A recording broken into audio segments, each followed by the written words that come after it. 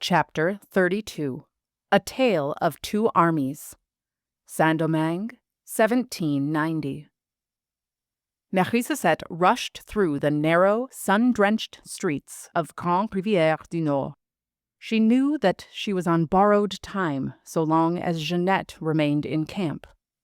Under different circumstances, the town would be bustling with market life, but today shutters were drawn and doors were bolted. A tense hush blanketed the city. The recent clash had rattled the white elite, who now barked orders with more malice than usual. Meanwhile, people of color, free or otherwise, lowered their gazes and walked briskly, as though trying not to be caught breathing the wrong air. Mechiseset kept her head down and her ears open. She listened for rumors, which were rampant, but each tale seemed to contradict the last. No one seemed truly aware of where Auger's men were hiding, or at least no one dared speak it aloud. She tried a bakery, where an older woman gave her a curt nod, but no help. A fisherman near the harbor feigned deafness at her inquiry. Even the priest, tucked away in the cool shadow of the church, crossed himself nervously and muttered that it was best not to ask questions these days. The fear was so thick it could be felt in the stagnancy of the wind. But Mechiseset was certain someone had to know something. So she pressed on. In an alley, she found two women scrubbing laundry and murmuring in a mix of French and Taino. They stiffened when they saw her, but Mechiseset dropped her voice and begged them as a mother. "I don't know where they are," one of the women muttered, glancing over her shoulder. "But I know someone who does. There's a boy. He carries messages for them. You'll find him near the trees where the southern road forks. Bring him a piece of fruit. That's how he'll know you're a friend." "Thank you," Mechiseset said, stunned at the possibility of finally discovering a thread she could follow. "It's dangerous looking for them," the woman warned. "It's not just the soldiers. There are spies. Anyone caught helping the rebels pays dearly." "Are you a spy?" Mechiseset asked back uneasily. The woman raised an eyebrow. "I'm not a rebel," Mechiseset pleaded. "I just need to know if my family survived." The laundrywoman smiled. "Good luck." Stiffly, Mechiseset thanked her and turned towards the southern road. She walked for about an hour before she reached a fork in the road that had trees beside it. On her way, she had gathered a mango that had fallen on the ground. It was bruised, but still looked good enough to eat. She approached the edge of the trees and called out softly, "I brought you some fruit? I'm a friend. I need to find someone." No answer. She stepped in deeper, careful not to lose sight of the road. "Hello?" she called again, her voice thin. "Please, I need help." Still nothing. Maybe the boy had never been real. Maybe the laundrywoman had tricked her. Perhaps a patrol of angry soldiers was already en route to seize her. She closed her eyes and leaned defeated against a tree.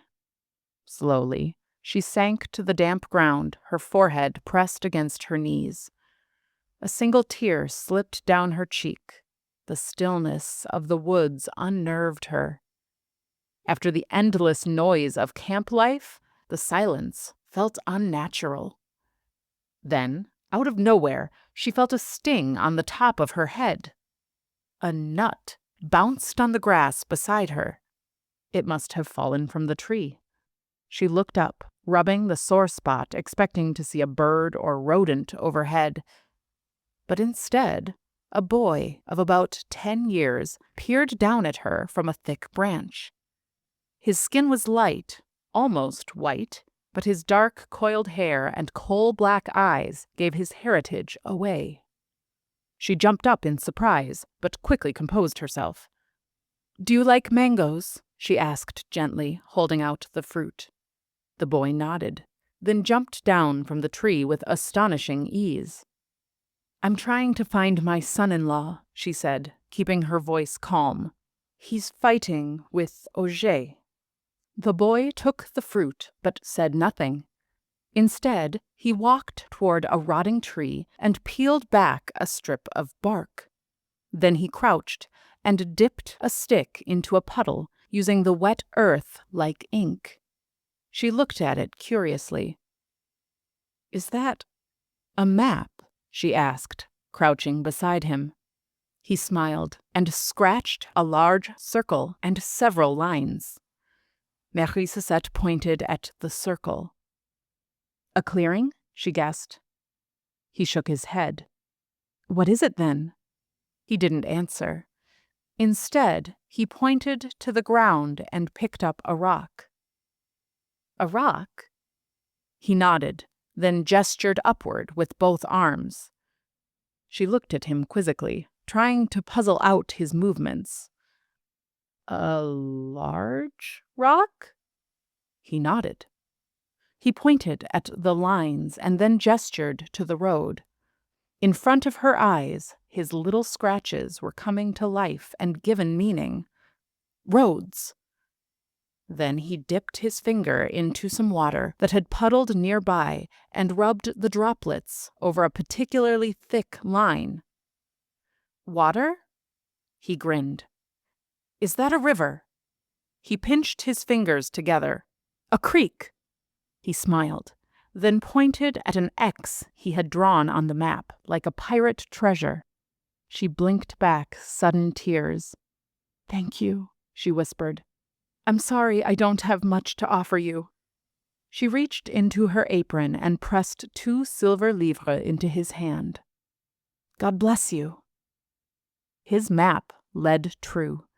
She found the tall rock, then the creek, and not long after, she saw it. The hidden encampment of the rebels nestled in the woods. Her heart leapt. She approached cautiously, calling out softly to avoid being mistaken for an enemy. Hello? I am looking for my family. Please, can someone help me? A group of rugged and dirty black soldiers appeared, weapons raised, their expressions wary. Who are you? One asked, stepping forward.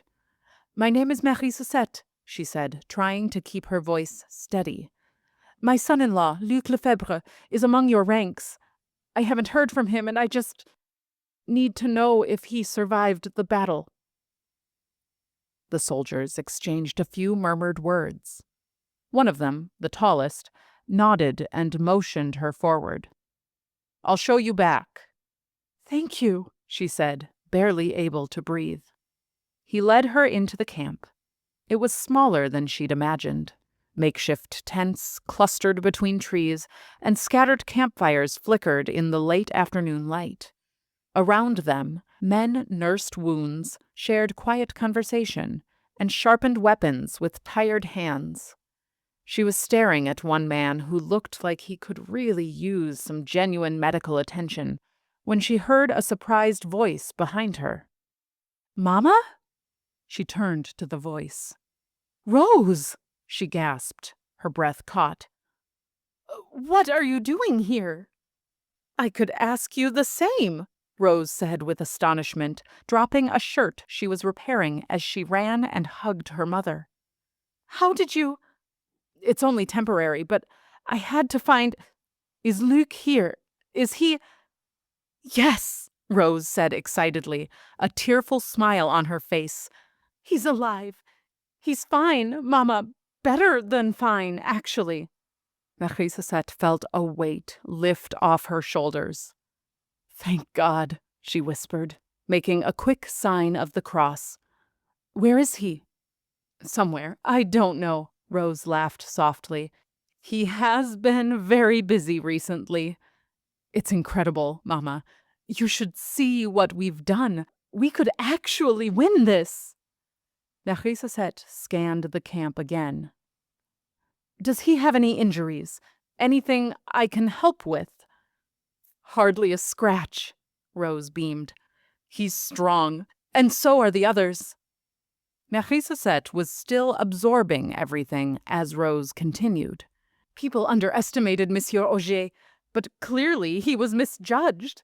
He has organized our soldiers into battalions, all under officers elected by the people." "It certainly caught de Vincent off guard," Marie Sosette admitted. But now that she saw it with her own eyes, the ragged tents and patchwork supplies, her optimism dimmed. "Rose, I don't think this victory will last.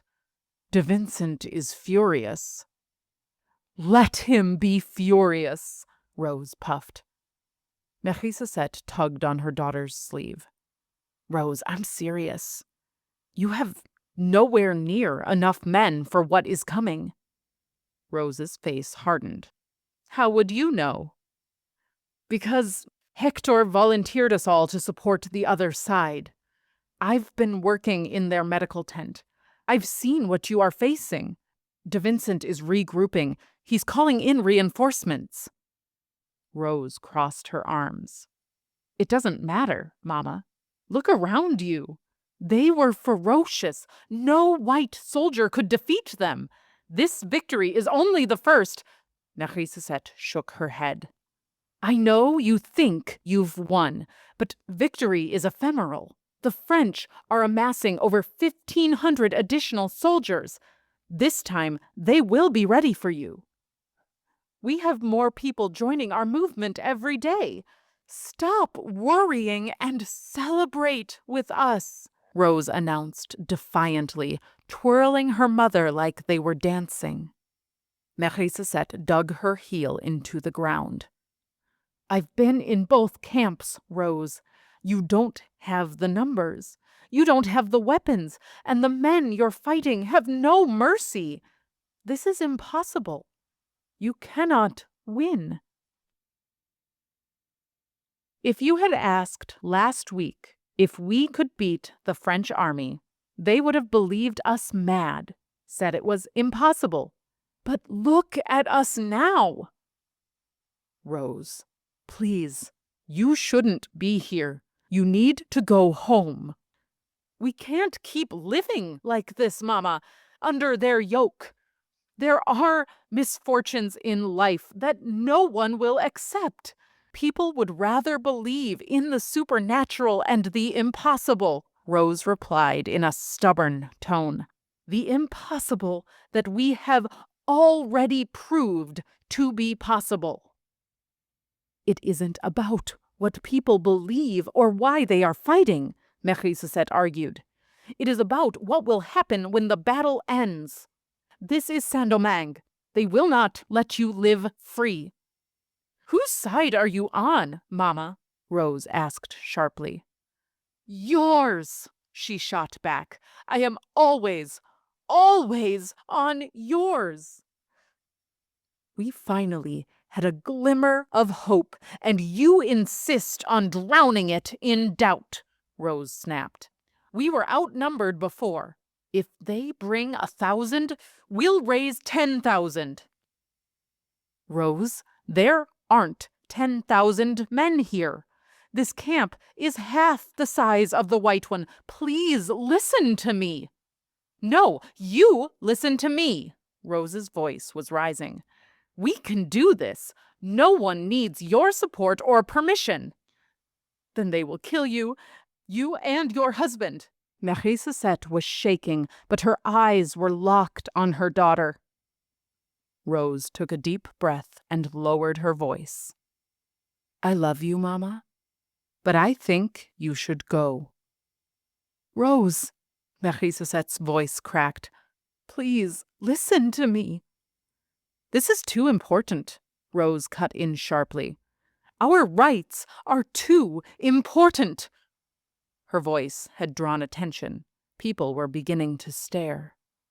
"And what about your safety?" Marie Sosette begged. "Doesn't that matter?" Rose looked away. "Don't you have white soldiers waiting for you?" she muttered coldly. You know I don't have a choice, Marie-Sosette shot back. Don't you? Rose turned on her. You're here now. Whatever stupid permit you used to get past their lines is just a scribbled piece of paper. You could stay. There are people here who would protect you. Marie-Sosette's voice was tight. Have you not heard me? There are 1,500 new troops marching this way. You can't win forever. Not against that. You're smarter than this, Rose. Please, I can't lose you. If you're not going to stay, you need to leave, Rose said, her tone final. She picked up her needle again and sat down on a fallen log, facing away. Marie-Sosette's voice dropped low. If you don't die in battle, do you know what they'll do to you when they capture you? The torture they'll inflict on both of you? Rose didn't flinch. She picked up the shirt and began to sew. Fine, Marie-Sosette sighed, swallowing the lump in her throat. I love you, Rose. That's the only reason I'm here. But promise me one thing. Rose's needle paused, the thread taut, but she didn't turn to face her mother. Marie-Sosette stepped close, just within whispering range. Have a conversation with Luc. If the choice becomes fight or survive, promise me you will both choose to live. It is better to run away and live to fight another day than to die and all the progress of this rebellion perishes with you. Rose nodded once, barely. No more words passed between them. Marie-Sosette, taking the cue, turned around and left. By the time Marie-Sosette returned to the medical tent, with Lipa Alba in hand, everything had changed. The camp now moved with a vindictive energy. De Vincent had been court-martialed for his failure, and a man named Cambefort had taken his place. Soldiers were streaming in by the hundreds, their numbers quickly quadrupling. Cambefort made no effort to hide his fury. He spoke openly of vengeance, his orders cold and bloodthirsty, as he publicly vowed to paint the countryside red with rebel blood. There was no question. Retribution would be swift. And it was. On the day of the second and final battle, the hillsides burned with sulfur and cannon fire, and the air was rancid with death. Auger's troops were swiftly driven back, scattered into the trees, never to marshal under their leader again. Their victory had been brief. The reckoning that followed was not.